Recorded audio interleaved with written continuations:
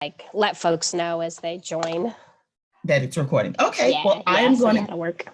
All right, I will go ahead and make you the host and I'll jump off and I'll receive a notification once the meeting is over and the recording has been uploaded to the cloud, and I'll get it over to Sean then.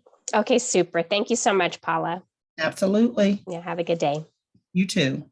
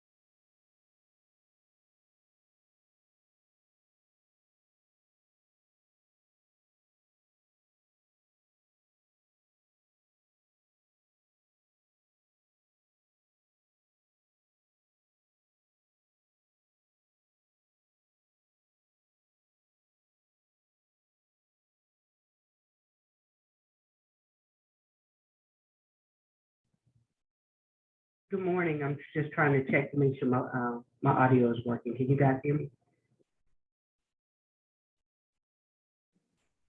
Good morning, Terry. I can hear you. Thank you so much, Chanel. I appreciate it. Sure.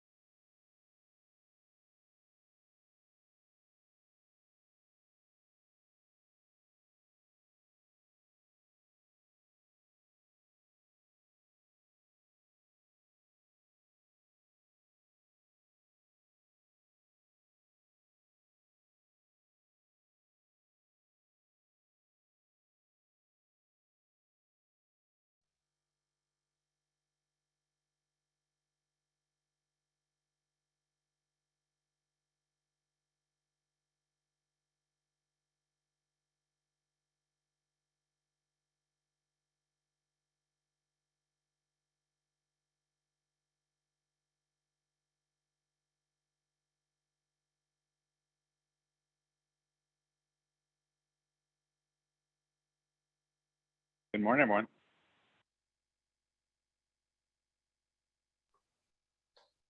Good morning.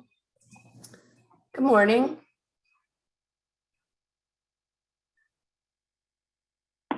Everyone have a good weekend.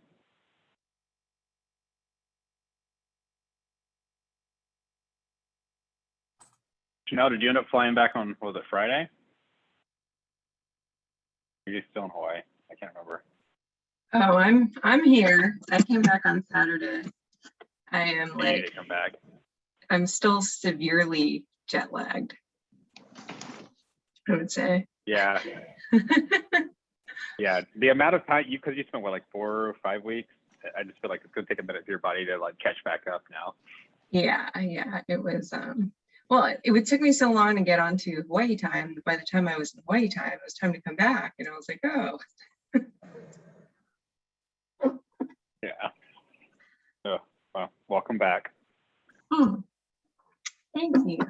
Morning, Andy. Good morning. Happy New Year, everyone. Happy New Year. Happy not quite so New Year anymore, but sort of. Are you of the Larry David camp? You can't say Happy New Year after like the 3rd.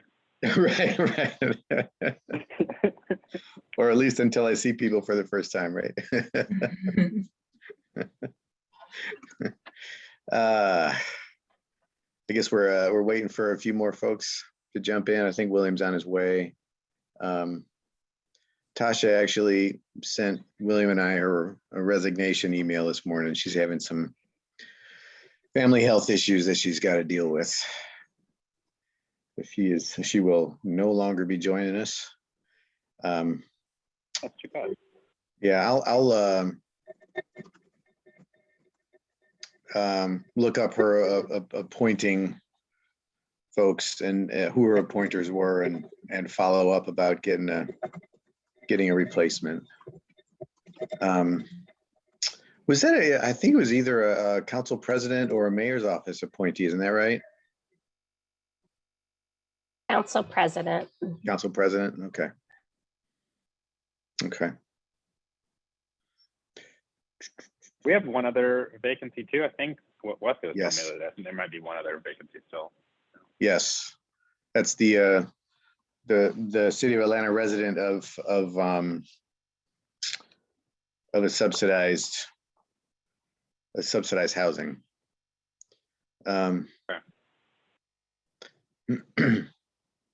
I believe that's a city council appointment, right? I don't know, man. Yeah, I think so.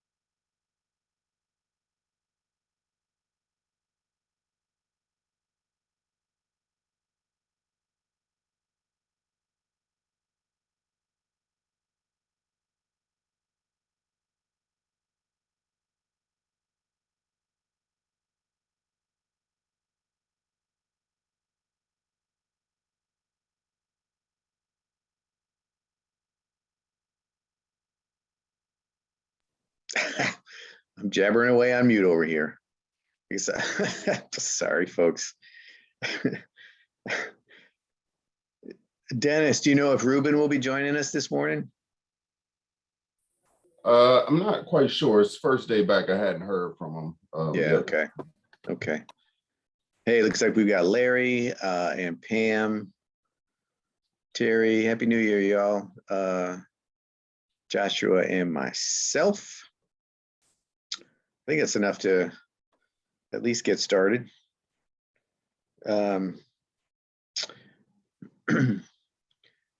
Larry and Pam mentioned a few minutes ago that Tasha has sent a resignation email to William and I this morning. She'll, effective immediately, she'll no longer be able to join us on the commission.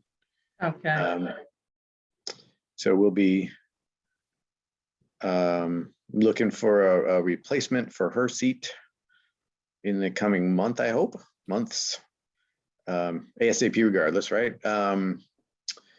So welcome everyone. My name is Andy Schneggenberger. This is the first meeting of our new year 2022 of the Housing Commission. I am chair of the commission in a city council appointed seat. I know we have I think at least one other commissioner getting ready to join us, but as it is right now, would other commissioners like to introduce themselves? Josh, you want to start? Yeah, good morning, everyone. I'm Josh Humphreys, and I work in the city's Office of Housing and Community Development. Thanks, Josh. Terry? Good morning, everyone. I'm Terry Lee, and I'm the Chief Operating Officer for Atlanta Housing. Morning, Terry. Good morning. Happy New Year to you. Happy To you New all. Year. Larry?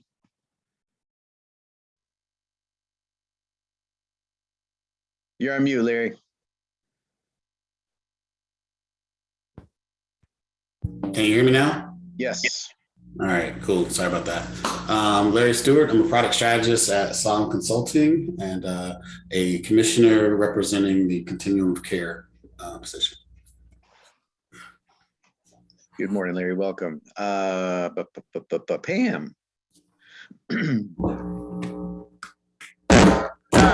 Happy New Year, everyone. My name is Pam Smith, and I was appointed to the commission by the former president of City Council, Felicia Moore. Morning, Pam. Good morning, everyone. Dawn? Good morning. I'm Dawn Arnold. I serve on the commission as the mayor's appointee from Invest Atlanta. Morning, Dawn, and Happy New Year. Same to you all. I think that's all the commissioners. Anybody else like to introduce themselves this morning?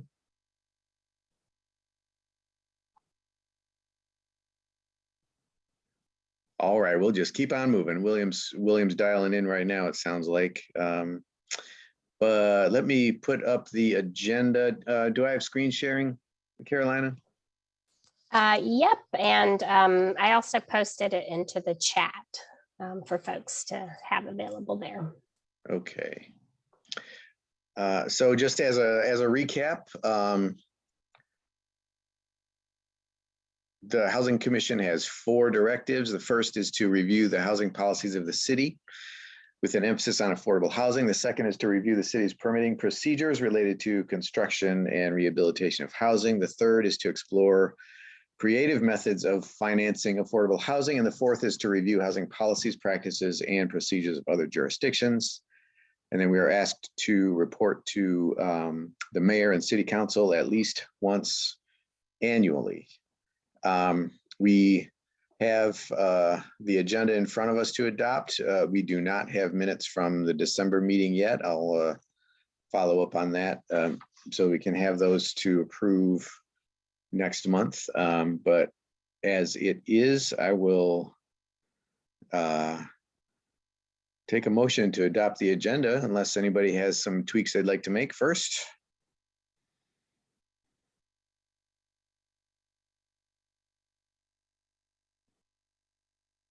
I move that we adopt the minutes as read. Agenda, right, Larry? Second. Agenda, sorry. Apologize. Yes. Josh, that was a second? Yep. All right. Anyone opposed to adoption of the agenda as presented? Any opposition? Hearing none. Thank you, folks. William, are you with us? Would you like to introduce yourself?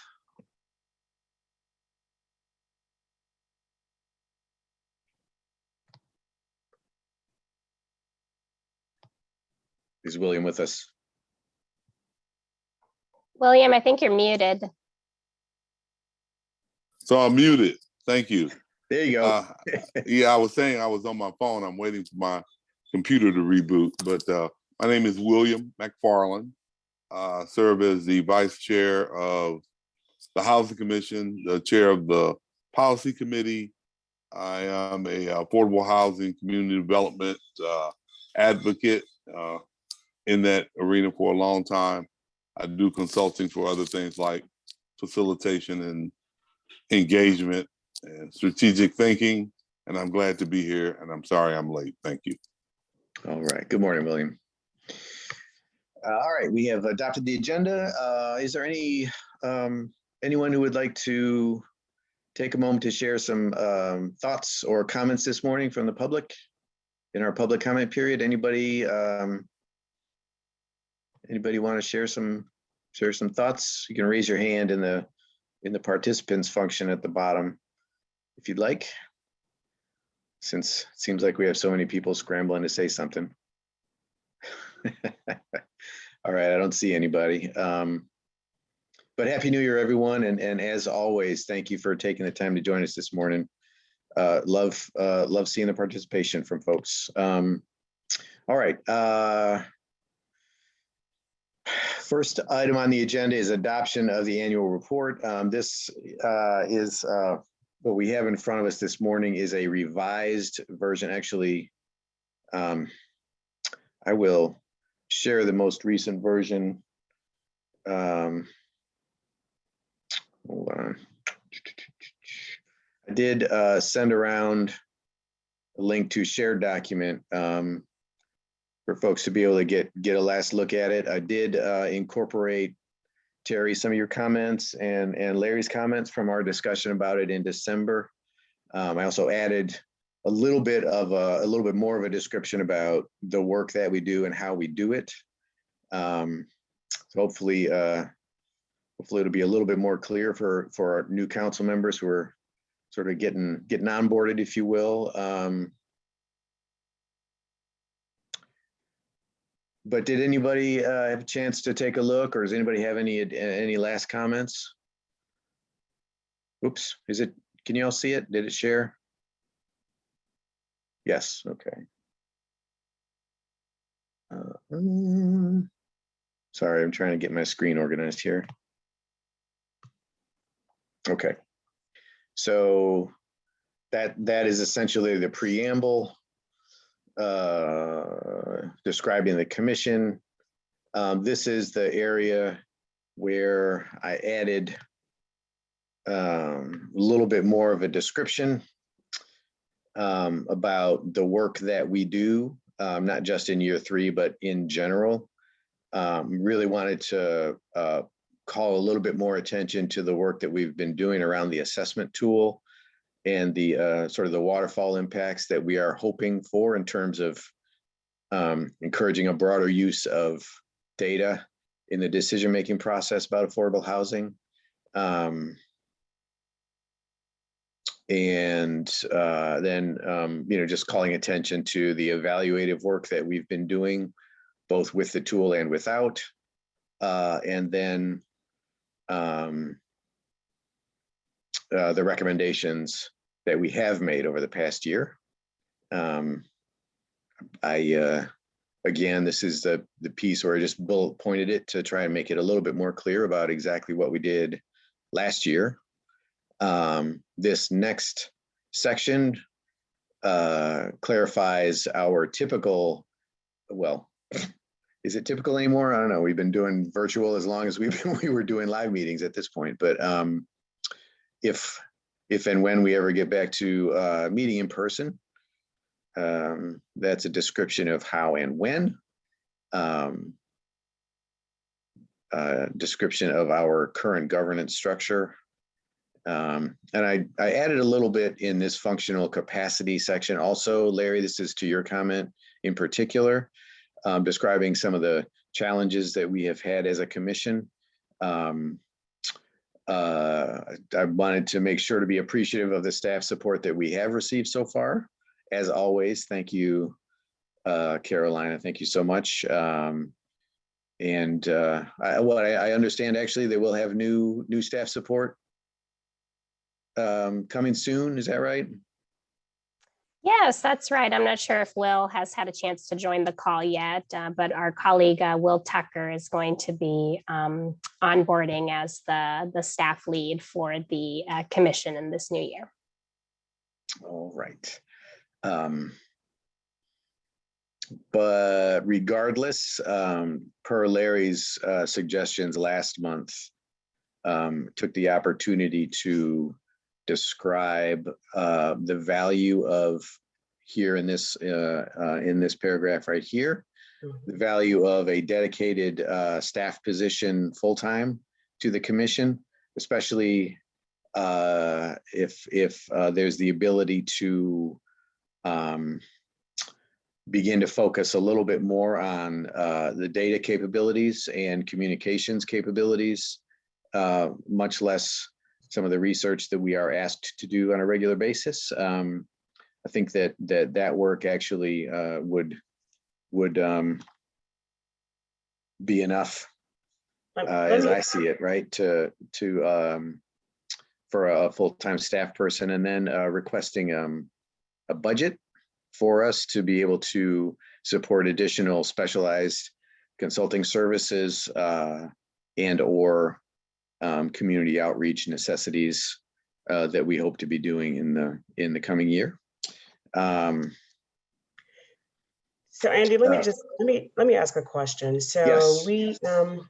So in this functional capacity section, and we're talking about perhaps having a dedicated staff person, what are we doing about, legal advice or things like that? For instance, some of the challenges we've had is really understanding the code and, being able to understand what we can and cannot do. Mm-hmm.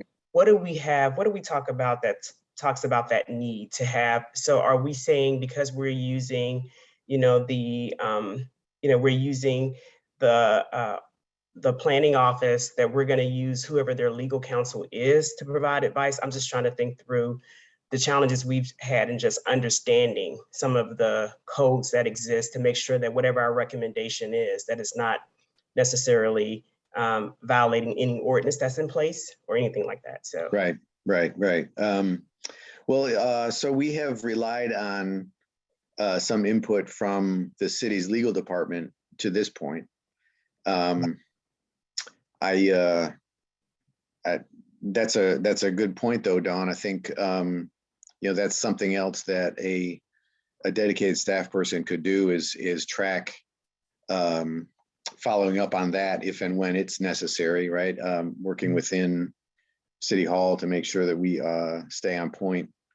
But in the past, we have benefited from participation from the law department directly in these meetings. Do you think that a more permanent I guess a more structured arrangement is appropriate? Yeah, I mean, I was thinking more, and Josh, you could definitely weigh in because I'm just thinking through, how the city may be organized as far as, who they provide advice to and how that advice comes. We're not necessarily the clients of city law, so I don't know how that all works. Right. So I don't know if it should come through the department and, city attorneys are giving advice to Josh and his team, and they're in turn giving us that advice or to that staff person. So I'm just trying to think through how that would work just to make sure that we are fully aware of anything that's out there as it relates to us approving or making a recommendation of a policy or supporting legislation. Mm-hmm. No, I appreciate you bringing this up, Don. Hey, sorry. I was just, yeah, go ahead. I'm not sure. First, Josh, I'm sorry. Go for it, Ashley. Okay, yeah, I was just gonna say hello. Yeah, so I'm Ashley, I'm with the law department. I don't normally staff these meetings. My colleague, Mike Ward, typically works with OHCD and he's normally here. I think he's talked about this with Josh a little bit. I'm happy to, fill him in on what the discussion is and what the question is. And then I'll hand off to Josh. I just wanted to chime in from the law department, let you know we're hearing this and that the conversation is happening. Thanks, Ashley. Yeah, for sure. Okay, Ashley. Yeah, thanks. Yeah. So yeah, I was just going to talk a little bit on the conversations that Mike and I have had about this. I think that, and Don, I'm glad you brought this up. The city, as far as the city attorney's advice, I think there's like kind of the parliamentary, like what we can and can't do, what we can and can't recommend. I think there's a role as far as the staffing of the law department that makes sense for it to play. But I think it's a little bit outside the scope of, at least after my conversation with the law department, for the city attorneys to be making recommendations to the housing commission. And so I tend to like Don's arrangement of, if we have a staff person, there could be that works at the city that staffs this, like having a direct connection with the law department, talking with them through, hey, the housing commission wants to do this. Is there going to be any issues that you can proceed with that or otherwise? And providing recommendation back to the housing commission through the staffing. And we've kind of done that through our office and Carolina and others that have staffed this over the last year or so. And I think that, to me, makes me feel a little more comfortable as far as kind of the structure and the legal support coming through the city staff that come out of our office. And if we have a new staff person, I think that one of their responsibilities would be like, hey, you need to check this with the law department and make sure there's nothing they see an issue with, rather than expecting the law department on these calls to make like quick opinions. I think puts them sometimes in a tough spot and is not really the nature of their role. And so I'd prefer to set it up that way if that's something that everyone else is on board. Yeah, Josh, let's circle back on that. Carolina and I had been talking over the last week or so about related to the staffing issue, right? And looking for comparative precedent with how other commissions are staffed and budgeted. And this, to me, this is another thing that kind of fits into that context. Like for the Citizens Review Board, for example, how are they advised legally, right? Sure, that's a pretty intense environment for that.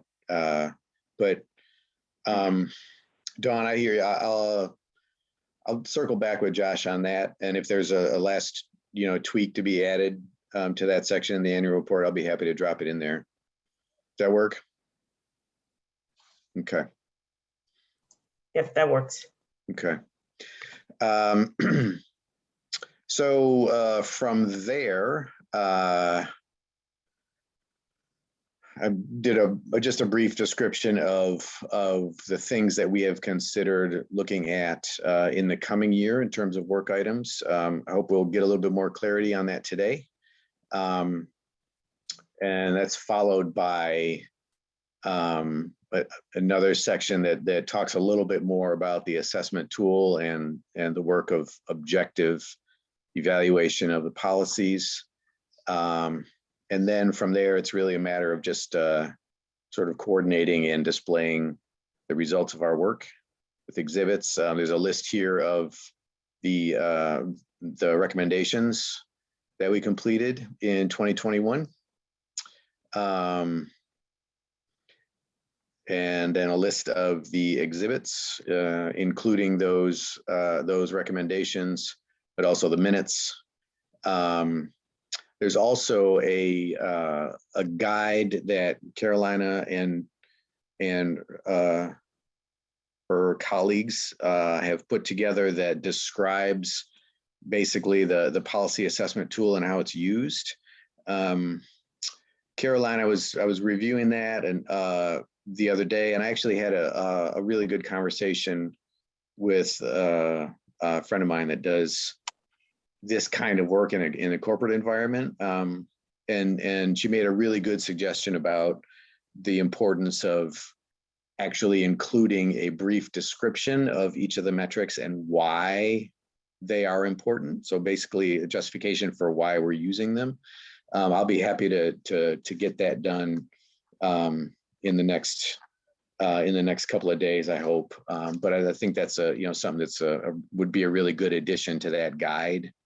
So if access to it on my part is really the challenge at this point. If you could send me a link so I could get in there and just add that, that'd be wonderful. Thank you. And then a listing here of the presentations that we had last year, and I believe that is it. So the last piece is really pulling those exhibits together, attaching them, and creating an actual final document out of it. Are there any other thoughts or comments from folks before we seek to approve the document?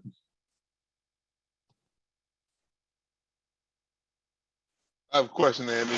Yes, sir. Because I did not get a chance to complete my review. It looks like, and I'm sure you did a good job.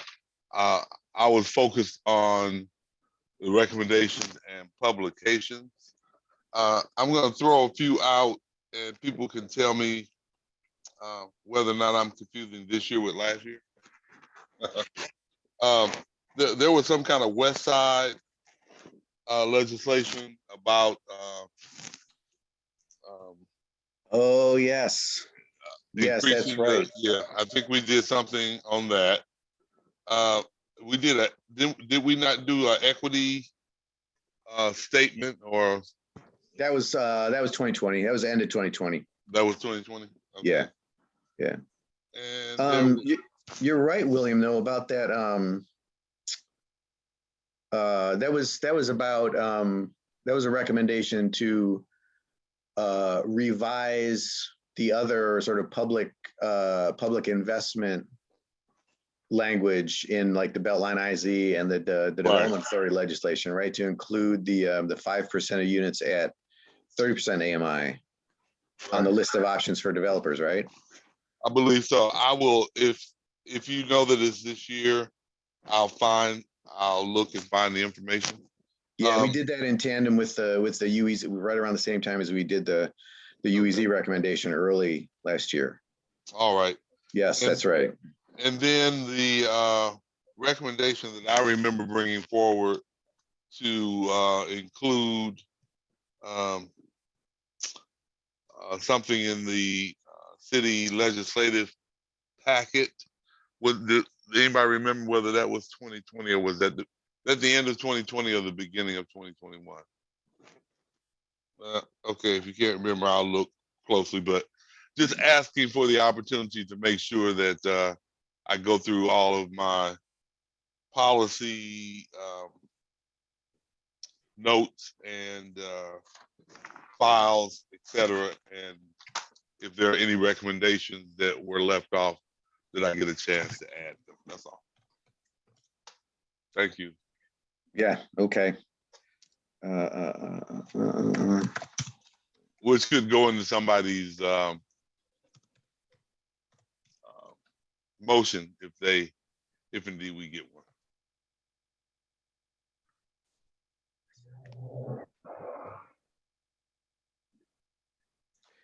Okay.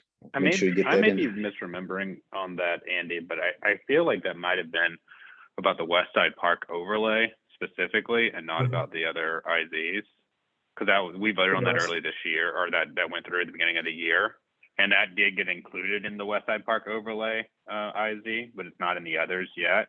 And that was maybe I'm getting my wires crossed, but I think that's what that was about. Was the very beginning of last year, because that was voted on the council in like February or so. Yeah, Josh, that was a recognition that the West Side Affordable, the Housing Affordability District was going to include, because I think it was NPUK that really requested that addition to the options, and that was going to be included in the legislation for the West Side Housing Affordability District. And we made a recommendation about including that option in the other existing Okay. enabling legislation. Yeah. Yeah, and you know what? I'm like Josh. I don't remember whether we did or not, but I'll find it. At the very least, It was 2021. I'm saying at the very least, we Yeah. made a recommendation to support the West Side, whatever it's called. Housing Affordability District. Right. We made a recommendation to support the creation of that district.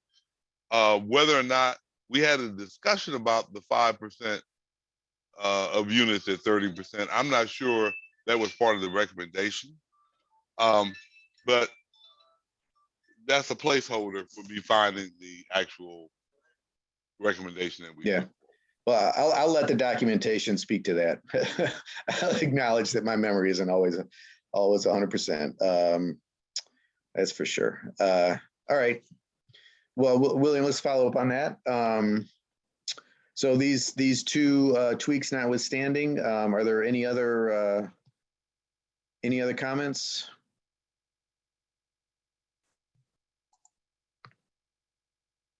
All right. Well, I will take a motion to approve the report with those, with those two amendments.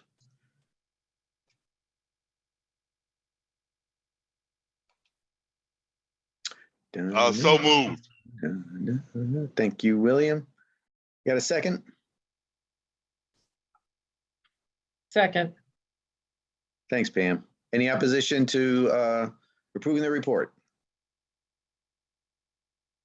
See none. All right. Thanks, folks. No opposition, but even though I made the motion, let me state that the one thing that I did notice in the beginning, non-controversial change, is that as you listed commissioners, the commissioners who had no titles listed, to the extent that they'd like to include one, we should make sure that we get that information from people.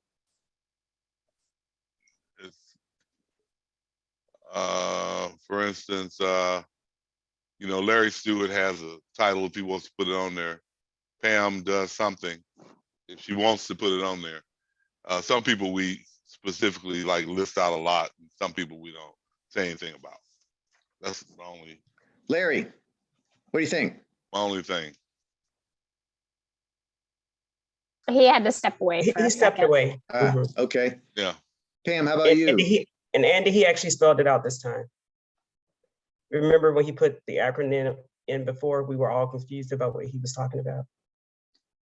He said BRB, be right back. Right. Oh, that was me. I was like, what is that? So he spelled it out this time. I thought you were saying it should be like this one. Right. And I'm not suggesting necessarily that we hold up the vote to get stuff from people on the phone. I'm just trying to get it done here. Pam, do you have any title you'd like to include? My professional title is President/CEO, Smith Real Estate Services, Inc. Oh, is that what you do? 38 years. I know that's right. All right, thanks, Pam. Okay, I'll follow up with Larry to get that last piece done. There we go. All right, thanks, folks. Surely. Moving on. Next, we have. We didn't take the vote because I interrupted. Oh, there was no opposition. Oh, okay. Yep, that was my vote. All right, cool. Thank you. Okay, policy committee report. Just one last. Actually, we'll talk about that later. I'm sorry, I'm getting sidetracked. All right, policy committee report. Really, for this month, really, it's about convening the working group to pull together a draft, or at least recommendations for a draft of the second piece of legislation that's necessary in order to establish the Housing Trust Fund. If y'all remember, late last year, City Council approved the funding mechanism for the Housing Trust Fund. That was contingent upon adopting a second piece of legislation that lays out the administration eligible uses, basically the nuts and bolts workings of the legislation. So we will pull together a working group of folks who have been advocating for and researching and working on establishing a housing trust fund for some for years.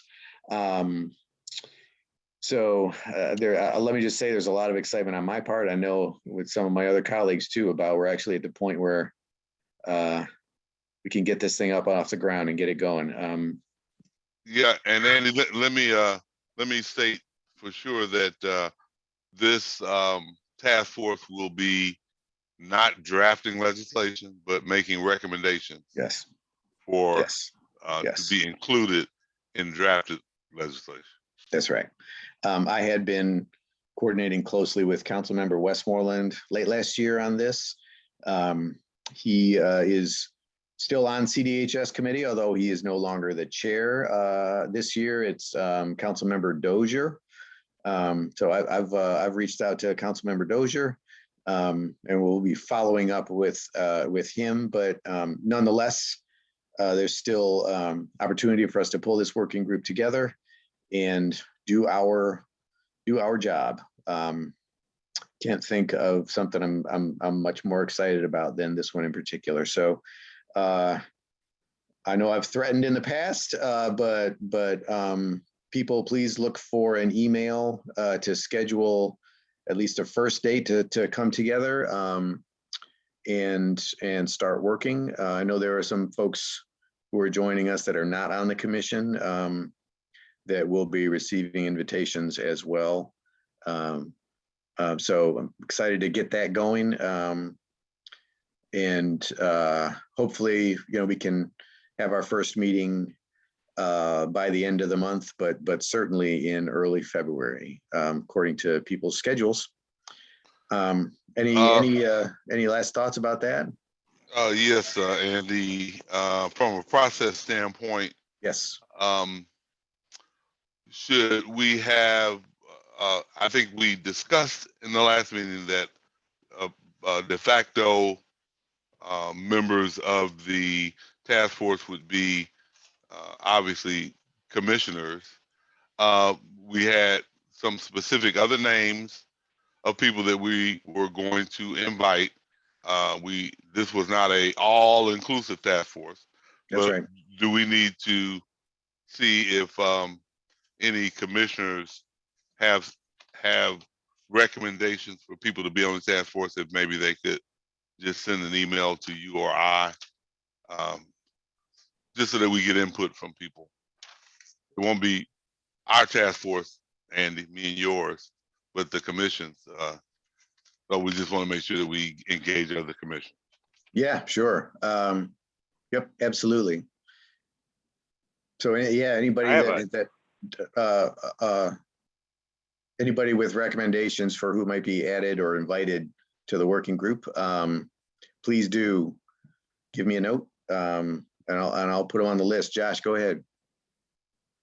Yeah, I just have a question, technical question. Maybe this is something you could help us with, and it's just around whether or not, if it's mainly staffed by the Housing Commission or originates in some sense from us, whether or not it needs to be a public meeting, because I believe most of our meetings need to be public. And then if so, would it function more like kind of like a city council work session? We'd have folks a part of the committee, but it would be open for anyone to join. And just trying to make sure we follow all the public meetings requirements that we'd have to do for this. Yeah, absolutely. I appreciate you raising that, actually. Let me get back to you on that. I mean, generally speaking, if there's going to be a quorum, we should notice it and proceed with caution. But let me get back to you today, if that's okay. Yes, and Ashley, yes, sir. Just so you know, what I had envisioned probably being necessary was scheduling that date for this first working meeting. I expect there will be, maybe a handful of them. But once we have that date nailed down, then sort of making sure if public notice would be necessary, and assuming that it would be, that we'd be able to do that with the proper amount of advance notice. Absolutely. That makes sense. Thank you. Yeah. Okay. All right. William, did you have anything else you wanted to share from the policy committee perspective? Not really, other than, the conversation we may have about priority. Yeah. No. Okay. All right, and that look at that, it's next on the agenda. So when we did our spitballing in December on work plan items to pick up for this coming year, items that came up that were suggested included obviously following up on this last piece for the Housing Trust Fund, considering a recommendation to expand the Housing Opportunity Bond Program as was initially proposed, up to 250 million. We talked about the issue of the development of city-owned or publicly owned property for affordable housing. We talked about spending some time focusing on gentrification and displacement tools, zoning reform,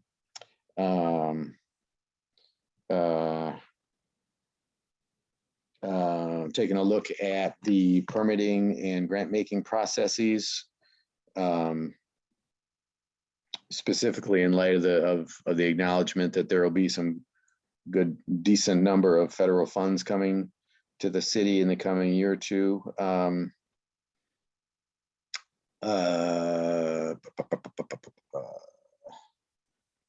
We talked a bit about for refining a communication strategy and a community outreach strategy. I think that's not necessarily a policy-oriented work plan item, but are there ideas in people's minds about other sort of tip-top priorities other than the Housing Trust Fund legislation? I know we had sort of prioritized a couple of different issues last year, the Housing Trust Fund being the thing that sort of came out on top.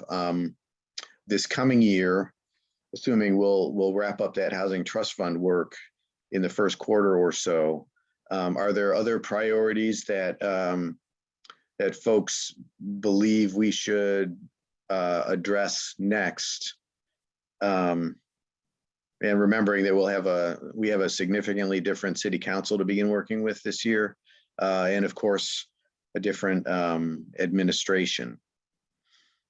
I had thought that expansion of the Housing Opportunity Bond Program would be a good thing to take a look at, but I think that's probably contingent upon how the current one is operating, and the degree to which money is getting out the door or has gotten out the door in the last year, and where its capacity is in the coming year. I think it's worth talking about how valuable the joining of or the complementary uses of the new trust fund and the Housing Opportunity Bond Program from a equity investment and a debt or a grant investment and a debt investment perspective, how important that is for a lot of the production that we know we need. So I think there's value in talking about a Housing Opportunity Bond expansion in that perspective, absolutely, if not just a pure need perspective. I know we had talked about the issue of zoning reform, and certainly because of the sort of the environment around that right now, that it's probably a good idea to sort of wait on that a little bit, and touch bases with the mayor and other city council members on that. Are there other priorities that folks think we should really be focused on. And maybe, William, maybe actually it'd be helpful to do a kind of a survey again this year, just to try and get something a little bit more definitive. I mean, if we want to do something as simple as a list of the things that you mentioned and just let people prioritize that list, yeah, I would, that would be easy to do. I would recommend myself, to the extent that we need to do so, adding to the list the definition of affordability, whatever we want to call it, the recommendation about having a percentage of units at a lower income level, because I don't think we actually made that broad recommendation. We talked about it. I think that should still be a policy push. And I think that we should prioritize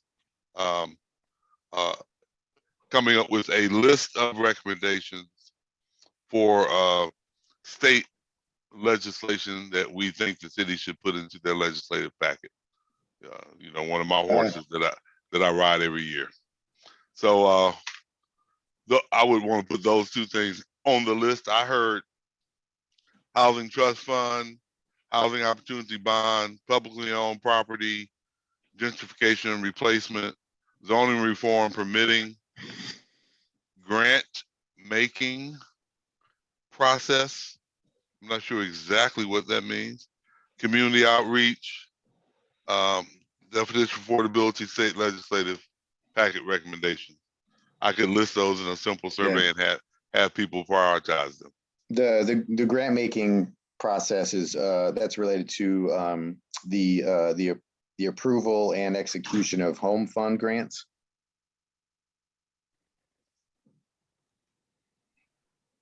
So the process that the city, making recommendations on or finding out more about the process that the city uses to approve home fund grants and disperse that money. Yes.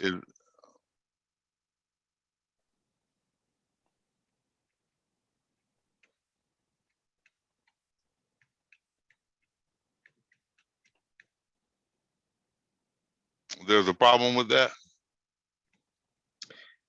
I have heard from multiple sources that it can and has taken more than 12 months from approval of contract to receiving, I'm sorry, from approval to actually receiving a contract.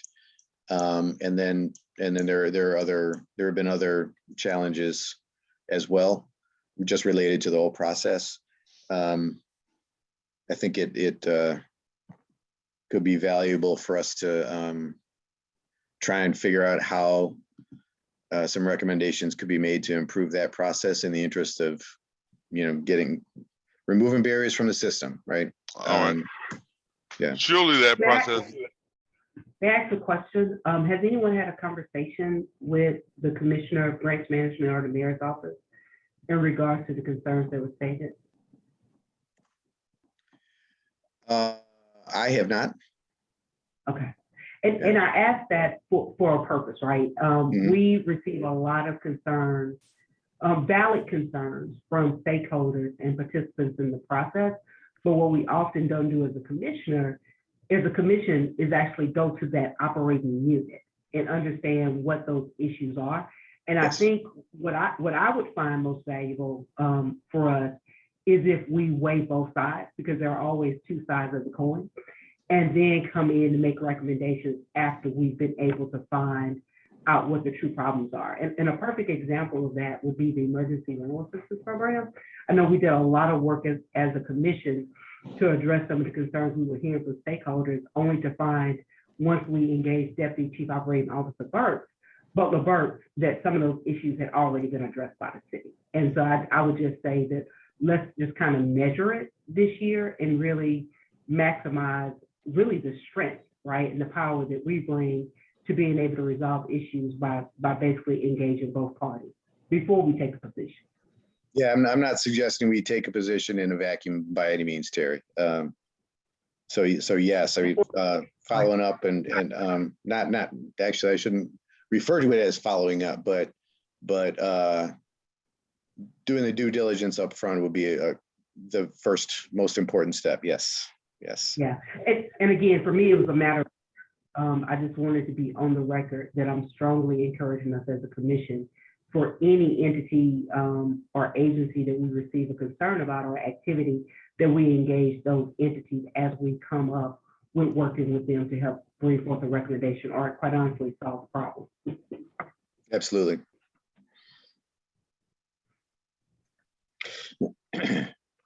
Okay. William, you think that's a survey we could send out in the intervening month before our next?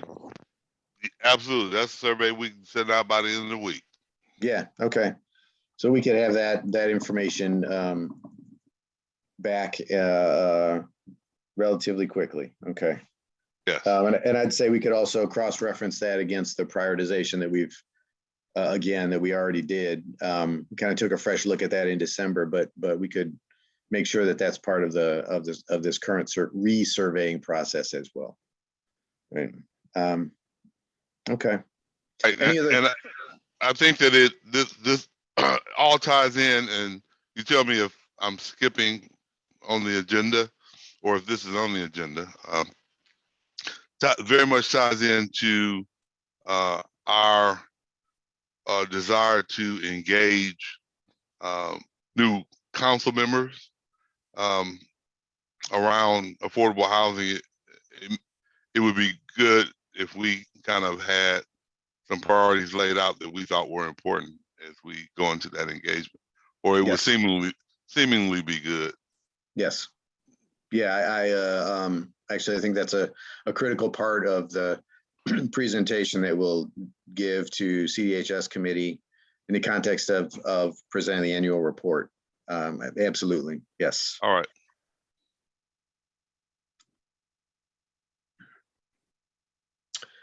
Any other thoughts about priorities? I mean, from my perspective, I think it makes sense to try and address like the really big ticket items first. The House ATL recommendations, the One Atlanta Housing Affordability Plan have a lot of bullet point action items in them and recommendations. To me, I think part of the value of this commission is to help put a sort of a prioritization lens on those in terms of the things that we think are most important and should be addressed sooner rather than later. The Housing Trust Fund obviously being one of those. To me, that's like a foundational sort of building block piece of any successful housing affordability strategy for a city such as ours. But again, assuming we'll have that box checked, it's time to move on to the next. What's the next most important thing that we can do? So that's kind of the feedback that I was thinking would make sense to try and give City Council, help provide some guidance about what are the most important things that we can attack first. Yeah, I may want to ask commission members if there is a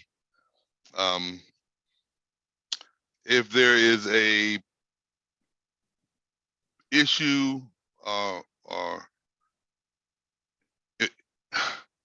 in terms of looking at our housing delivery system, always on the list somewhere is support for our nonprofit housing developers. I don't know what I would put on the list in terms of that specifically, but I think that that should be on the list as well. I don't know what kind of city-related policy we might be able to come up with that may help them, but we should think about it. I believe that dovetails with one of the recommendations in the House ATL list I don't recall whether something similar is included in the One Atlanta plan, but I know there's something in there. I remember quite clearly there's something in there from House ATL about that. Okay. Thank you.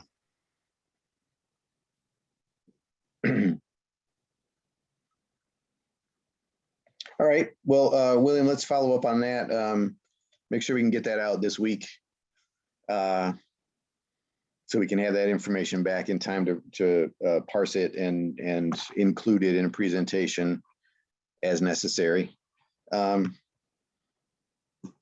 do you have anything from the Office of Housing's perspective?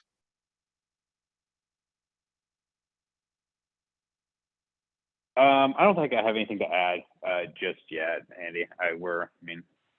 Obviously under new administration, kind of figuring a lot of stuff out right now. Yeah. We'll have more in the coming weeks, and maybe even by next month's commission. Happy to give an update on that as I get it, but I don't have anything right now. Yeah, okay. Dawn, how about from Invest Atlanta's perspective?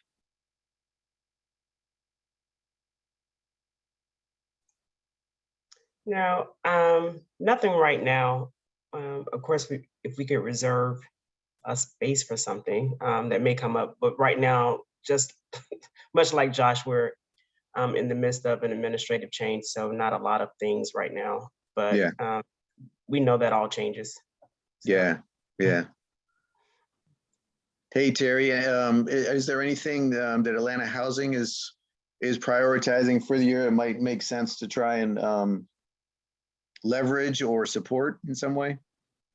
Yeah, I would echo what Dawn stated. Dawn and Joshua, I missed most of Joshua's comments, but it seems that they're both on the same page in making sure that, as a public sector agency, that we follow the vision set forth by the mayor and the mayoral administration.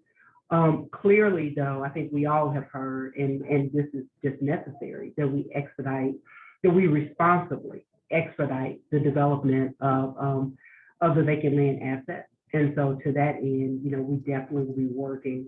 We will continue to work to make sure that we're moving forward expeditiously. But clearly, we want to make sure we're following the vision and the goal of the administration. Yeah. All right. I would actually, at this point, I think this is it's an important enough exercise. I would love to hear from some of the folks that are joining us from the public. Candace, Jocelyn, Kate, I know y'all are, have your hands in your heads in this stuff on a daily basis. Are there things that that y'all have been working on that from a top couple of priorities perspective that y'all would favor calling attention to? Hi, Andy, this is Candace. Hey, everybody. Yeah. So some things that we're thinking about, I know that, there are some just initiatives in place to think through what are some action items that can take place in the next 90 days that will really advance the next administration. And so some things that we're thinking about are ways to just make sure that the emergency rental assistance is being equitably allocated throughout the city. And so, looking at opportunities to create like a benefits navigator role so that they can identify vulnerable households that might not have yet, been touched with the assistance provided, or just opportunities to make sure that we're connecting our vulnerable communities to resources. You all mentioned housing opportunity bond and thinking through ways that can be expanded or enhanced in the coming years, setting the infrastructure or plan for the dedication of revenue from the city. And then, looking at building out the UEZ program. Those are priorities for us that we're thinking through right now, in addition to just seeing how we can connect.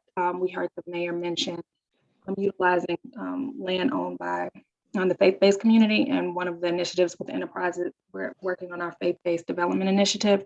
And so seeing how we can connect our programming to help lift up the priority of the mayor's office. Yeah, okay, thanks, Candace.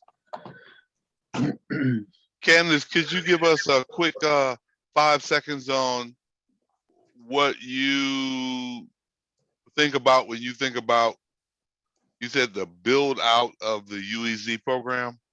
What does that kind of mean to you? So we know that, the legislation was passed at the state, but the program hasn't really been developed yet. And so, we're looking to support Carolina and Josh and Chanel as they, plan for what that program looks like.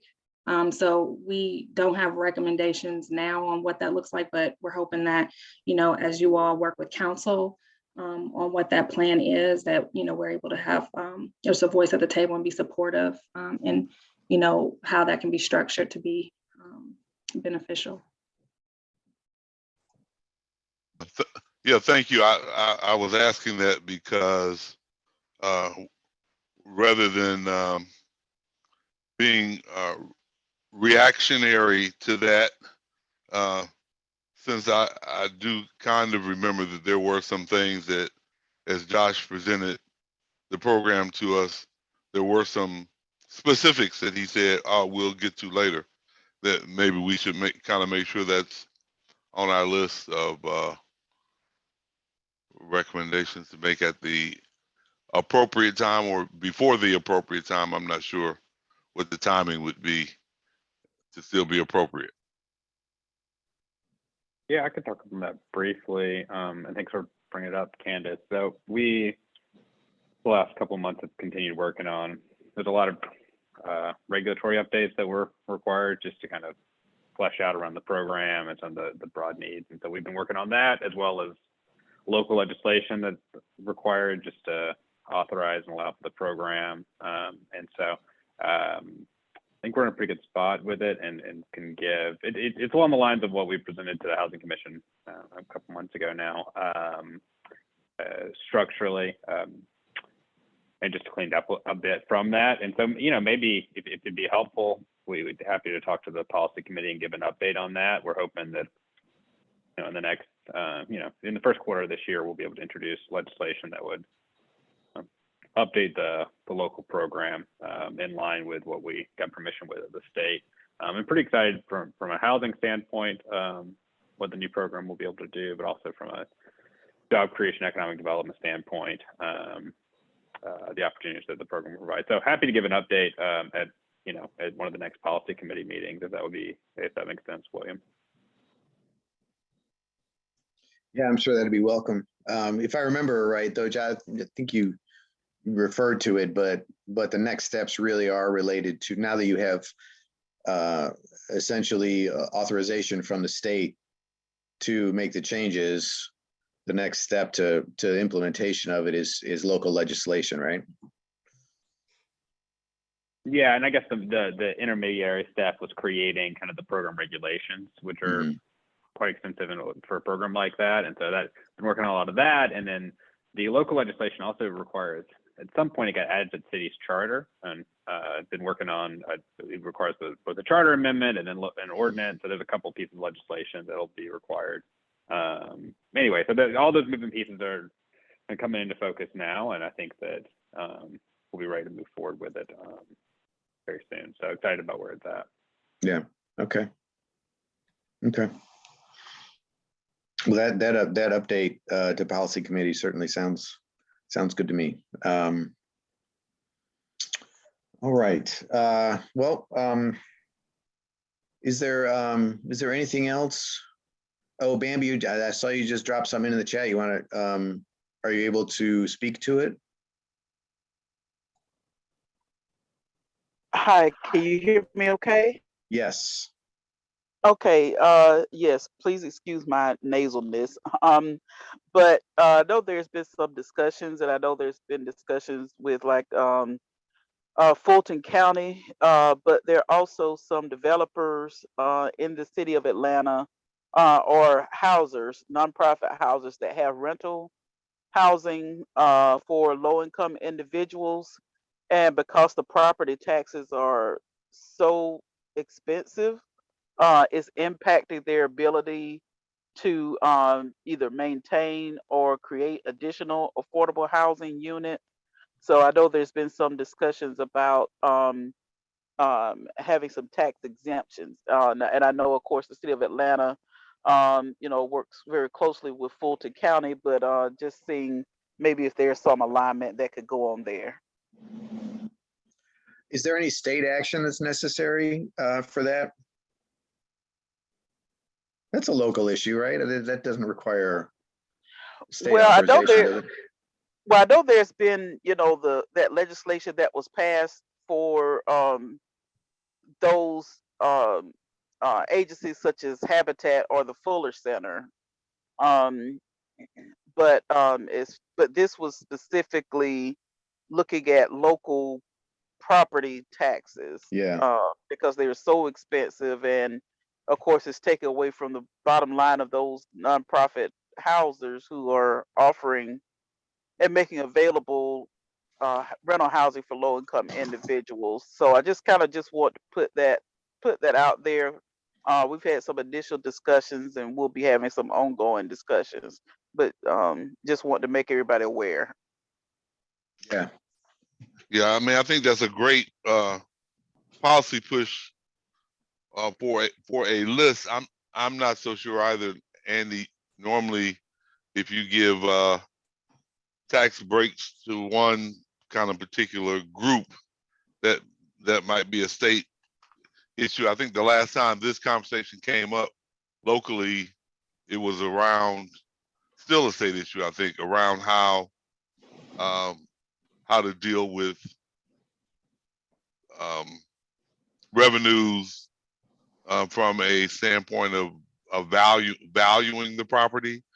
And so something was done so that if you had affordable housing, you could leave, I don't know, you could adjust the valuation of your property in some kind of way so that it wasn't valued the same as a property that was more income producing. If Kate Little's on the phone, she probably knows what I'm trying to talk about, but yes. She's got her hand up. Yeah. Help me, Kate. Go ahead, Kate.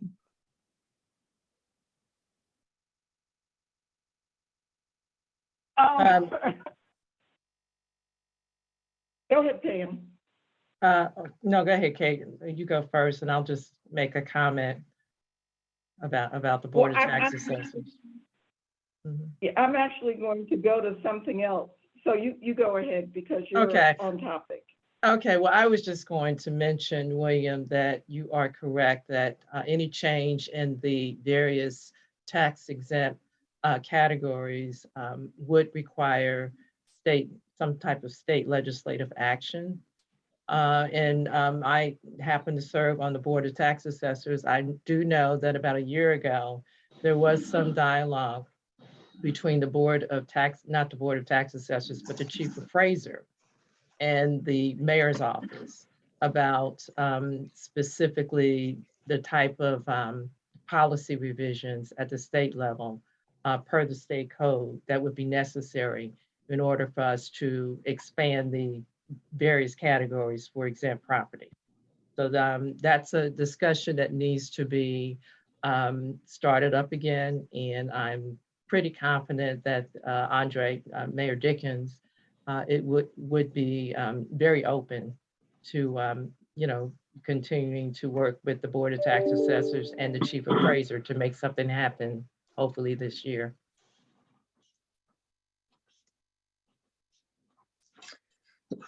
Pam, do you mind? Yeah, Kate, I'm sorry, just a moment, just to follow up on that. Is in terms of the path forward on that, right? Like how an exemption would actually be put into place. Can you describe, what the required steps would be? As far as the specific code change that would be needed? It's my understanding that, you know, the state revenue code, which applies to property taxation, would have to be amended some way. And, you know, as part of the city's legislative package, I just assume that the city would be able to make a recommendation about what that change will look like. And then from that point, they would include something in their legislative package to effectuate that change. Okay. So let me add Andy, that Sarah Turing has had some conversation with several nonprofits about Fulton County, City of Atlanta, and has actually had a call with Representative Dreyer about this, and he seemed to be, I guess, receptive is the word. And as I understand it, I haven't had any conversations, but Sarah sends around emails letting people updating the status. Basically, what would happen is something similar to what happened with the Atlanta Land Trust. The General Assembly would have to pass legislation, and then there would have to be a voter referendum, is my understanding based on the status email that Sarah sent around. But she did talk to Representative Dwyer, and I think is also trying to have a conversation with Representative Park Cannon. And that would be a local referendum, right, Kate? Not a statewide referendum? Yes, it would be for, it would provide for local legislation that would exempt from property taxes, single family and small 2 to 6 unit properties that are owned by a nonprofit and rented to individuals or families with incomes at 80% or less of AMI. Those are the two key points. Mm-hmm. Okay. Why the cap on the unit count? Do you know? That I don't know. Okay. Go ahead, Josh. I was just going to make a note on local referendums, local acts of the state. Those still do require a statewide vote. They're voted on by the local delegation and normally go under some kind of like consent agenda to the state, but then the state does vote on them. And so they still have maybe a slightly less precarious path, but having kind of a broad coalition of support can be helpful around that, especially on anything related to affordable housing has been challenging in the past. And so that's just something to keep. It is better that that it goes to the local delegation as far as being statewide, but it does still need a state vote at the end of the day. Yeah, Josh, I'm sorry. I was trying to clarify. I was talking about the voter referendum would just be Atlanta. Yeah. The voter referendum, not the, the whole General Assembly does have to vote. Right. Yeah, the state has to enable it, but enable the vote, right, or approve of having the referendum, but it is just a local voting issue as far as adoption of it, right? Yeah. Okay.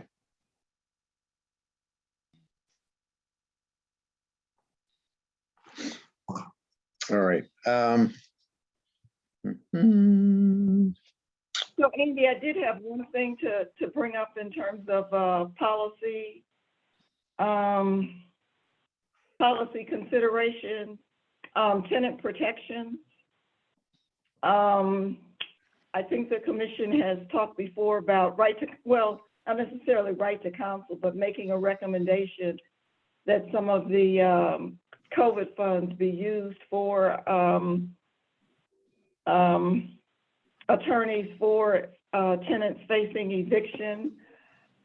But Washington, D.C., and maybe there are some other jurisdictions have a tenant advocate office.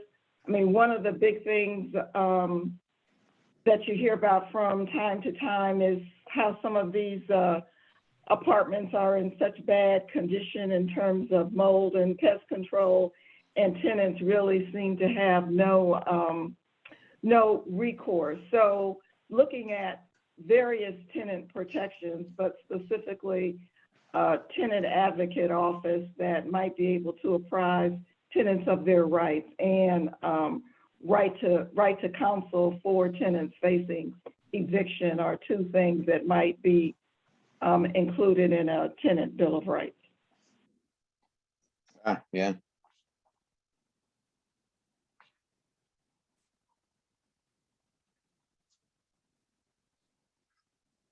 Has Sarah done any recent work on that issue or ALA for that matter? The Housing Justice League has. I'm not sure of what the Center for Community Progress has done in that area. Okay. But yeah, probably the AVLF has, I'm sure probably has some research, and Dan Emmergluck might have as well. Yeah.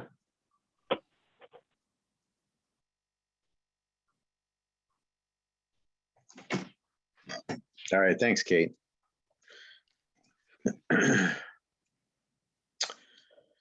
Okay, well, we'll put together a survey and make sure we get it out so that we can have our own marching orders, if you will, for this coming year.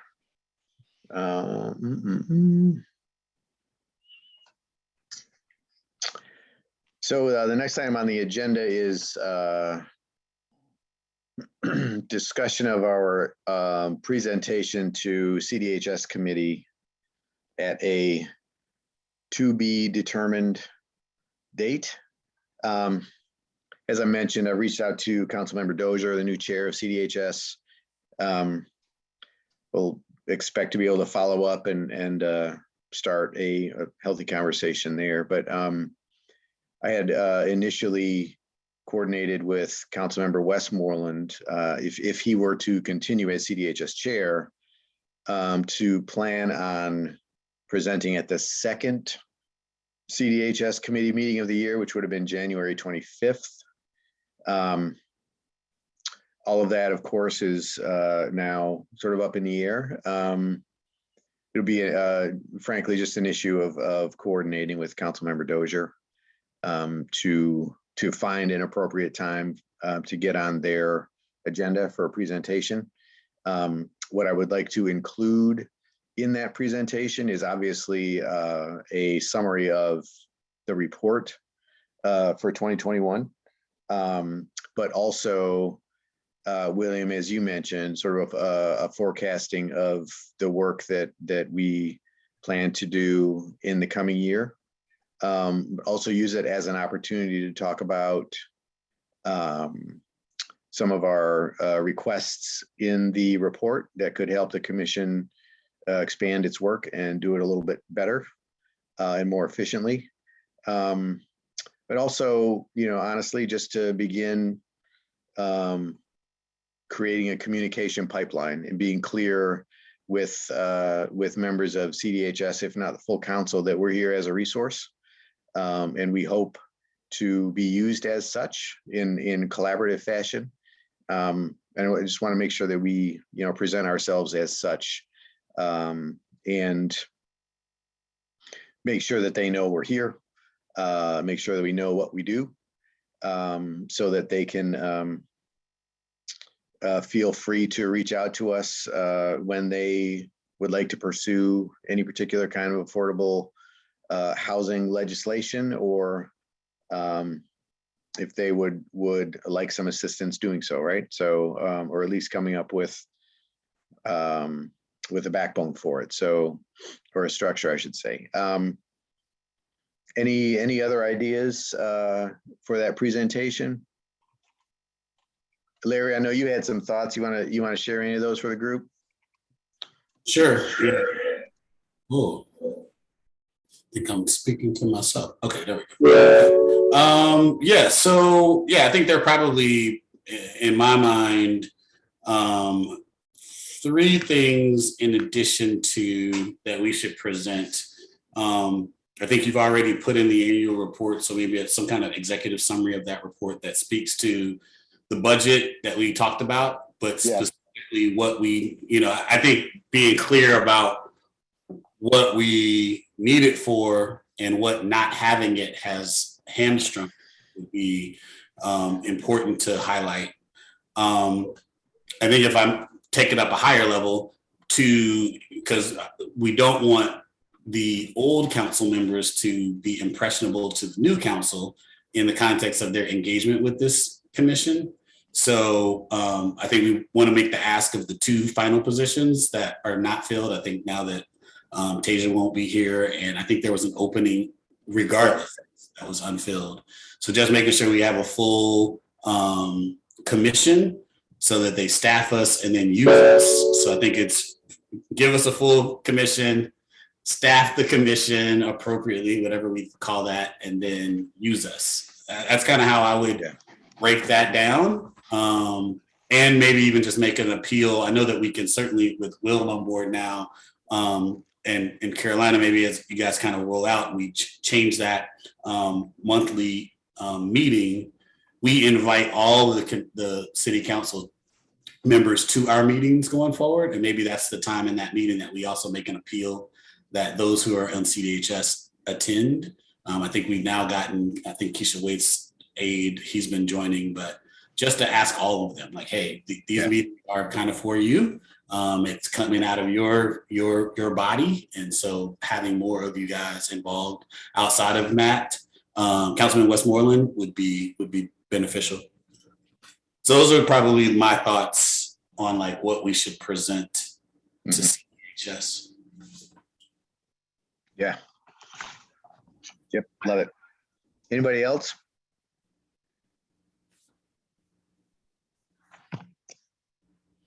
One other thing, I was unmuting because hopefully I'm not the only person with something, but I would say we also should probably maybe give an example of that tool, of how we've used it, so that they have a real tangible example of, hey, we've spent time on this thing. It's for your use. Here's how we've used it and how we hope you guys will be able to utilize it going forward. Yeah. Yep. Yeah, absolutely. And part of that is making the point that there's an opportunity to really expand the use of data in the decision-making sort of process that this tool really puts on the table. And so as we've talked about, right, that this tool right now is a sort of a front-end assessor. The real value of it would just be multiplied, so much if data could then start to be gathered, if there's an effort to make sure that data is gathered pursuant to those metrics, so that the back end assessment can then be done as well, right? So that we can have sort of a benchmarked approach to assessment of policies and their efficacy, right? And the degree to which any changes might be necessary or desired, right? That to me, that's the end game right there, is really building out the data analysis around these different housing metrics, and institutionalizing it, right? So yeah, thanks, Larry. Anything else, real quick? All right. Andy, you may have said this, and I might have just missed it, but I did think that it'd be helpful to have a couple of slides toward the end that bullet out the list that William's working on of just kind of goals that the commission has for the year ahead. Yes. Policy goals. I think that would be really helpful. Absolutely. Yeah.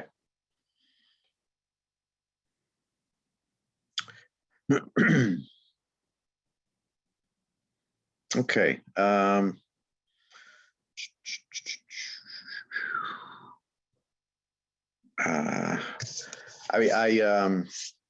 When I'm able to get that meeting scheduled with CDHS, I will, of course, share that with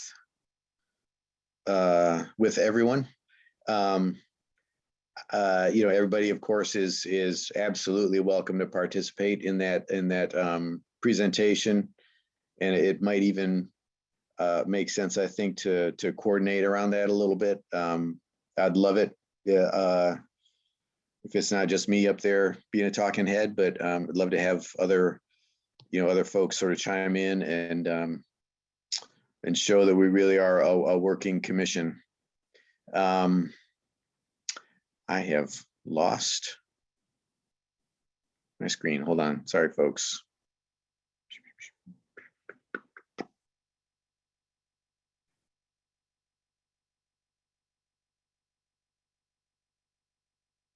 I've lost my agenda. Sorry. Is there a screen being shared right now? I can't even tell. No? No. Okay.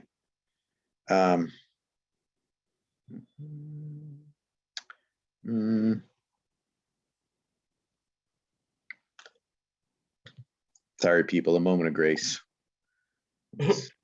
Well, the next item is the 2022 meeting schedule. That helps. There we go. Yes, thanks, Dawn. You're welcome. Yes, so it's an opportunity now to talk about how we meet on a regular basis going forward. We, as you all know, we've been meeting on a monthly basis with a committee meeting, the policy committee meeting in particular, also meeting monthly. We had talked in the past about potentially moving when it's appropriate to a meeting schedule where we're every other month, full commission and committee meetings, sort of going on and off every other month. I'm certainly open to doing that as long as it doesn't, slow us down. And also recognizing the fact that in the next couple of months early this year, we're in a position to invite council members to our meeting in February so that we can have a very intentional discussion about collaborating and making sure that we're all introduced and people have a chance to new council members have a chance to share some thoughts if they have any. But I'd love it actually for us to have that kind of an interactive session with new council members next month, and then the same in March with the mayor's administration to the extent that that would be possible, or at least part of that meeting, right? But carving out time specifically for that. After that, I'm certainly open to shifting to a different meeting structure if it's the will of the body. Does anybody have thoughts on that? You feel like that might help things work a little better or be more efficient, or is there a preference for keeping on going forward the way that we have? I know that staff support is certainly an issue to some degree on this, but are there any thoughts in particular?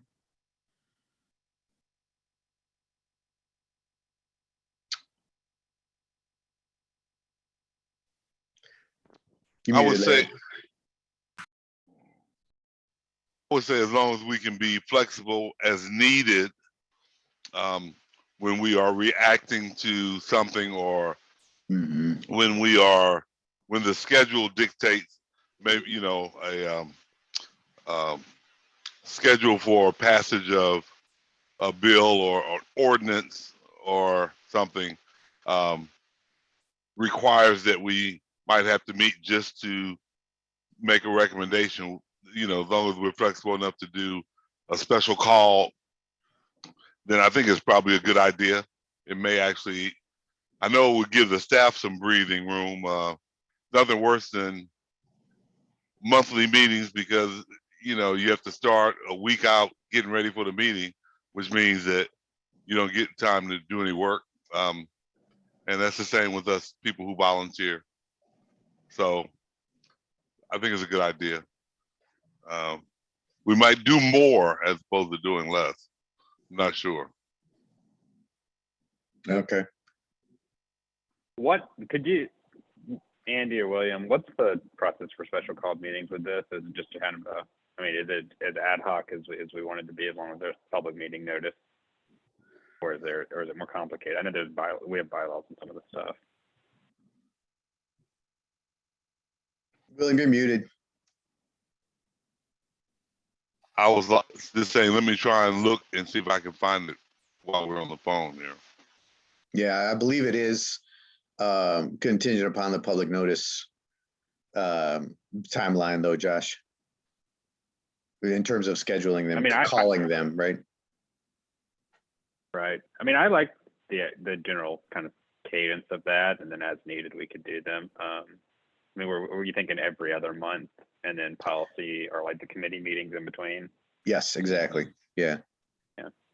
So 1 month is for a full commission, the next month is for committees, etc., and then back to full commission, et cetera, on off, right?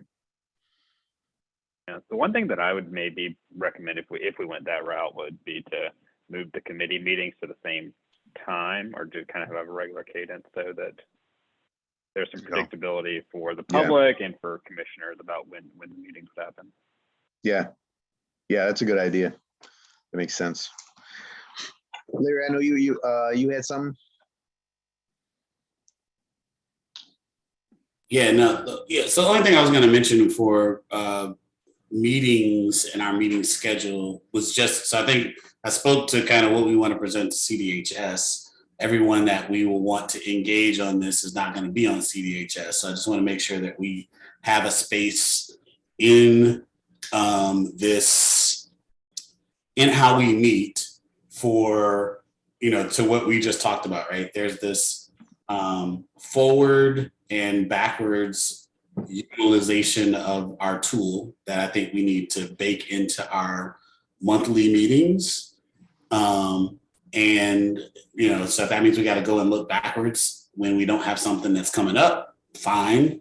If there's times that we need to be looking forward when we have things, we should include that as well. But with the lens of, these are our recommendations, and hey, city council, you need to be engaged in this. So maybe having a component like we have public comment, maybe there's just a space in there that we allow for city council members or their aides to communicate where they are on the affordable housing issues in their districts or citywide, but just starting to kind of incorporate this thing to put some heft to what we do.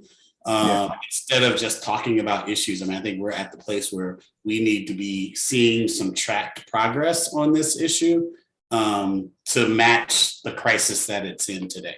So that to me would be how I'd like for, and last thing would be figuring out how we incorporate the fact that I think as a commission, we used to have kind of committees, and we were attempting to have meetings and then bring information from committees to our monthly meetings, and we have kind of abdicated that to some degree.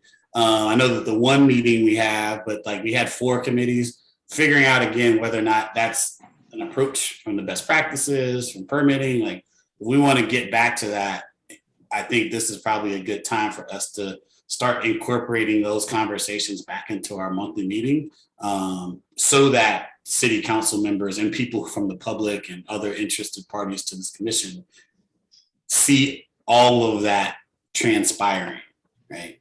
So those are probably my thoughts.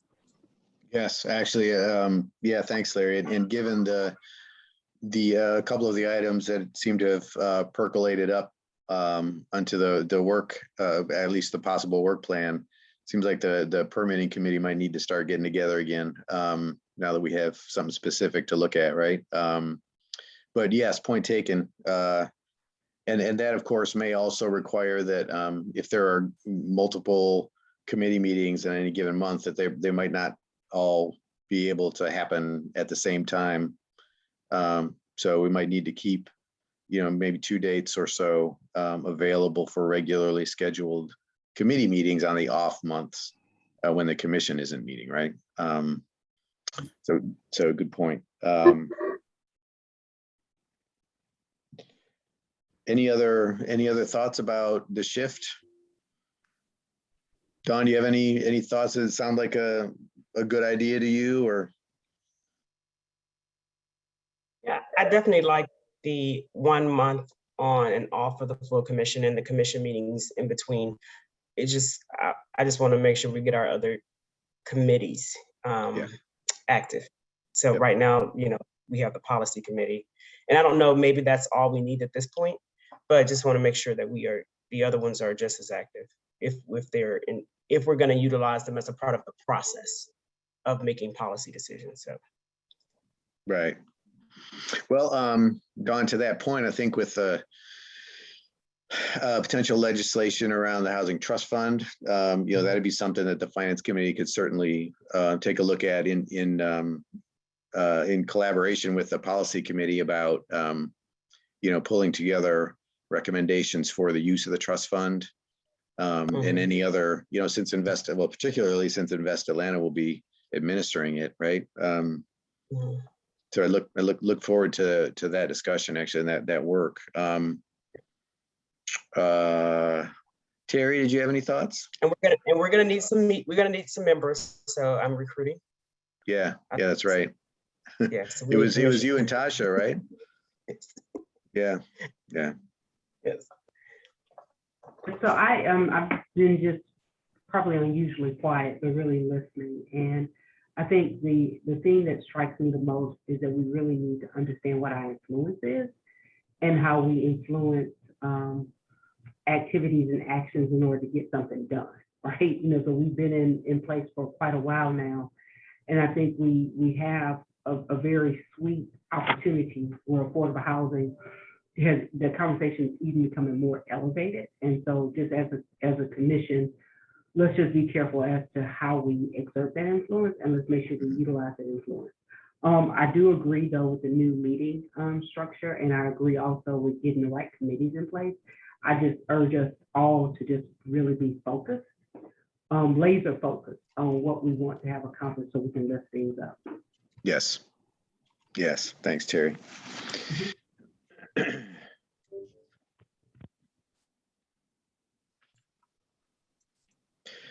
Anybody else?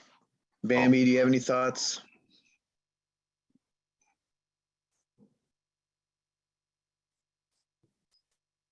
Bam. Hi, can you hear me? Yep. Yes, no, I ditto and echo what everyone else is saying, we could get the committees working, that they work on those off months. And I think that having that schedule would work well. But I think it's just imperative that the committees work on those months that the full commission isn't meeting. So that's all, but I'm for it. Yeah. Well, we'll have, some degree of a work plan in the next couple of weeks or so. So, at that point, committees can jump on and start getting it done. All right. In terms, I'm sorry. No, go ahead, Willie. I seem to be bouncing back. In terms of special call meetings of the commission may be called by the chairperson or any three commissioners if they determine that there's a matter that requires consideration outside of the approved meeting schedule. Commissioners will deliver their request for a special call meeting either verbally or in written form to the chair, provided, however, that verbal request must be properly followed up with the request submitted in writing. If the chair is calling a special call meeting, they must notify the vice chair. Any special call meeting, only matters included in the announced agenda may be acted upon unless all seated members are present and unanimously agree to take action. Our notice for special call meetings must be made to the housing commissioners by email, standard mail, phone call, or in person no later than 3 days prior to the actual meeting. And of course, our overall open meetings says that all meetings of the commission shall be open to the public and shall follow all requisite public meeting rules, regulations, and procedures of the city of Atlanta. So in terms of our 3 days notice for a meeting, that would change depending upon what the required amount of time is to notify the public of a special call meeting. But other than that, that's how the bylaws are written. Yeah, Carolina, is that something we actually will need to adjust in the bylaws to align with the public notice requirements?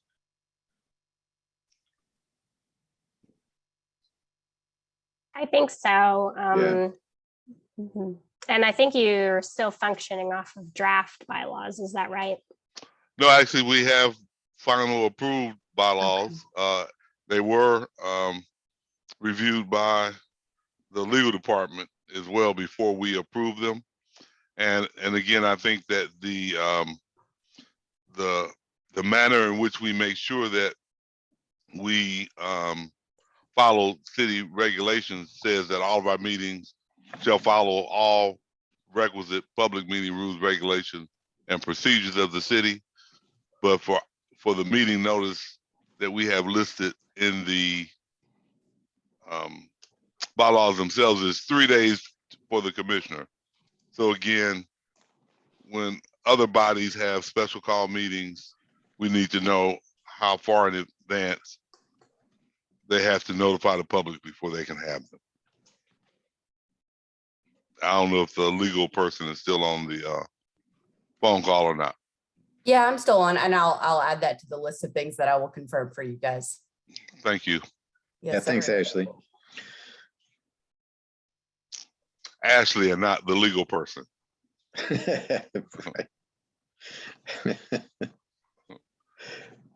All right. Thank you. All good. You can refer to me whatever for you.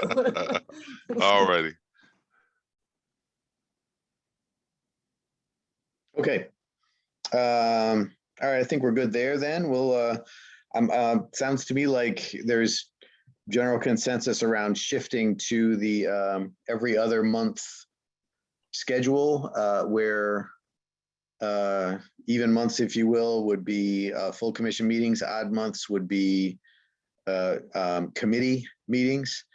And we would all, of course, agree with the need to call special meetings to the extent that they'll be necessary in the context of the timeline of pending legislation or other matters as needed, right? I was thinking about making a motion, but if we say that we're going to have a commission meeting January, February, and March of this year, if we then switched the commission meeting would be on the odd number month, and the policy committee meetings would be on the even, unless you wanted to have 4 consecutive meetings before you switched. And I think it's okay like that, but if that's the case, we would not then have a commission meeting scheduled for December, which may or may not be a good thing.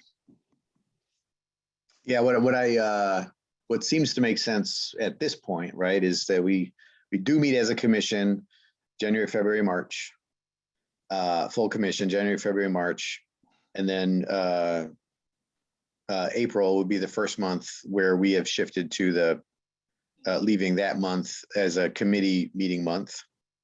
And then May, full commission meeting, and then moving forward from there, right? So essentially next month is the 1 month where we would be meeting as a full commission, where otherwise it would be a committee month. So the motion then is that we meet as a full commission for the first quarter of 2022, after which we have committee meetings on the even number months and commission meeting on the odd number months for the remainder of 2022. So that we will have a meeting scheduled. Yes, I believe that's right. Okay. If somebody wanted to second that, they could. If not, don't worry. Oh, we're gonna vote on that. Okay. Second. This is Bambi. I second it. Any opposition?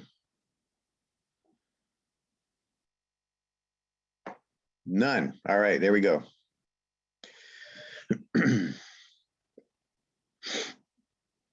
Okay.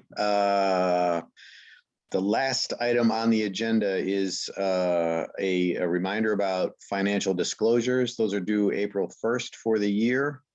I believe has everybody received their notice from the Office of Ethics? No? Okay. I have not. I don't think it's gone out yet, Andy, because I get it for a couple of different things, and I don't think it's gone out yet. But they have everyone's emails on file, so they should send it out. Yeah. We can, Oh yeah, and if you don't fill it out, they send Guido to your house, so you don't have to worry about that. They'll fine You you get and all a kinds of notice stuff, every yeah. 3 days until you fill it out for sure. He's not wrong. He's not completely wrong. As ethically as possible, they remind you right now. Okay. Are there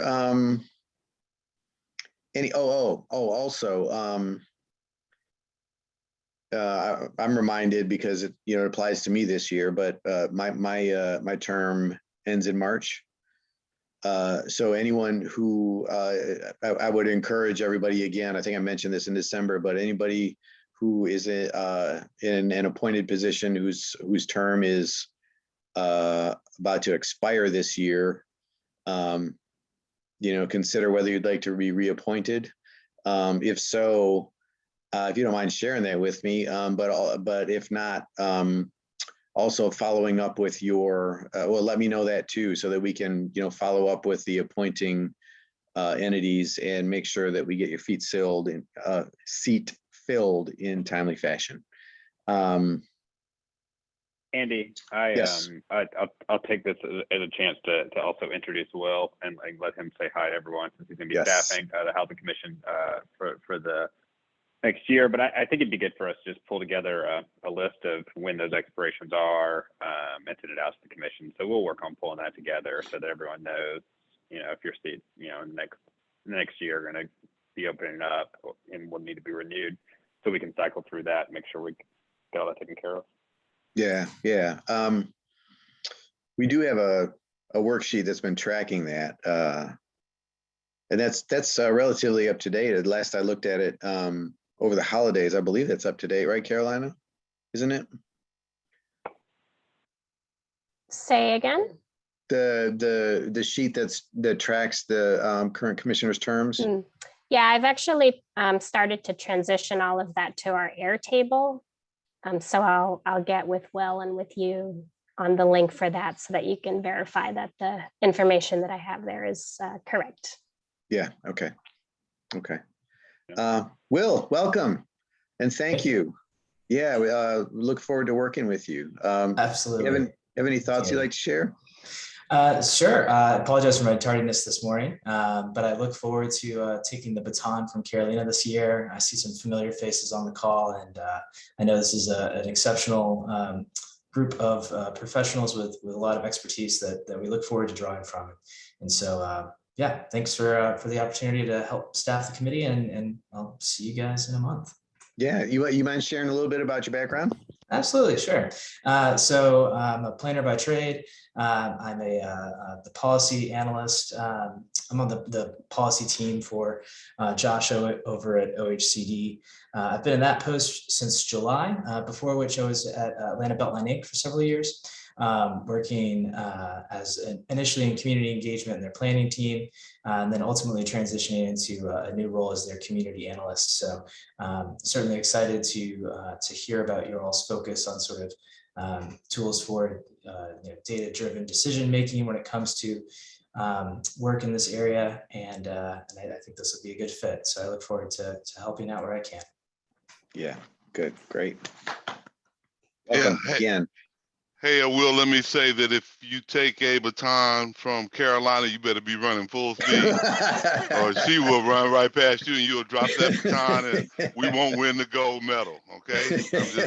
I'm just saying. you know. She's gonna need to give me a head start. I know these are big shoes to fill. So The other thing I just wanted to mention is that we do need to take care of the officer positions, in that officers serve 2 years beginning upon their election. So I think this is the 3rd year. We are supposed to actually do it at the first meeting, but the commissioner seeking election as officer should be nominated individually or by a slate, individually or as a slate by a fellow commissioner or by self-nomination. Simple majority to be seated, but we probably need to set at the meeting in March election of officers,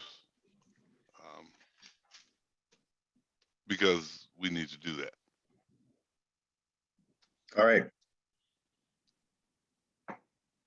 Sounds good.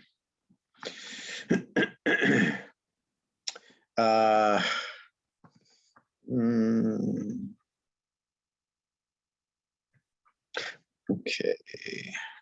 Well, that's really the last formal item on the agenda. Actually, I'd like to carve out a moment to allow for any representatives of elected officials that may have joined us this morning. Anybody from a council member's office or the mayor's office?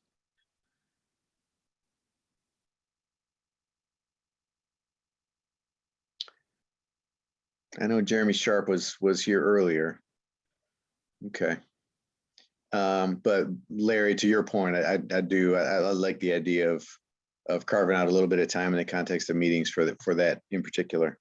All right. Are there any last thoughts before we adjourn for the day? Josh, go ahead. I have one. I'm going to put Bithia on the spot. I think most of you know this, but Bithia is leaving Atlanta, and today will be her last housing commission meeting. Ah. So. Josh, you're too kind.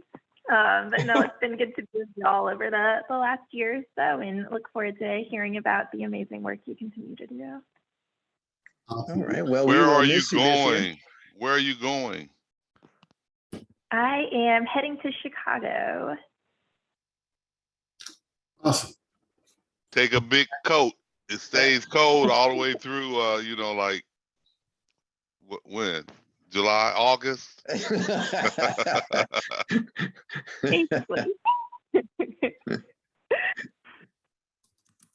you going to be working with the city with you? That is all to be determined. So figuring out next steps right now. Okay. All right. Well, we will certainly miss you. Thank you for spending the time with us that you have. And good luck on your next steps. Thank you.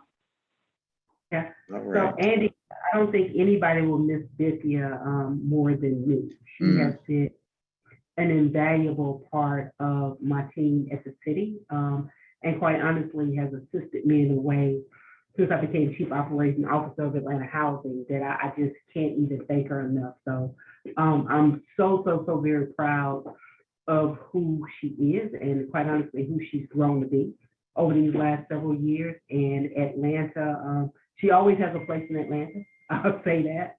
She will always have a place in Atlanta, but I will tell you that wherever Bithia lands, she will make a huge impact, and any entity, city, or quite honestly, place will be grateful to have her. Yeah.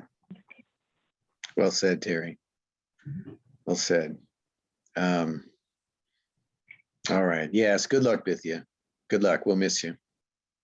Oh, thank you, everyone. Do we have any last comments before we shut it down? All right. Well, William, if Hi, I'm sorry. Can you hear me? Yeah, go ahead, still? baby. Yes, we Georgia Act, we're having our pre-housing day webinar on February the 9th. And so that constant contact will go out today.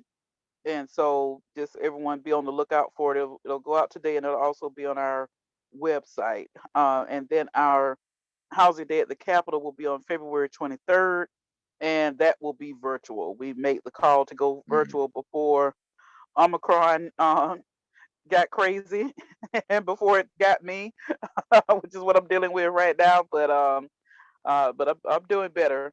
But just want to put that on everyone's calendar. February 9th and then February the 23rd. Please register for both. Both will be virtual. Thank you. All right, thanks, Bambi. Get better. Okay.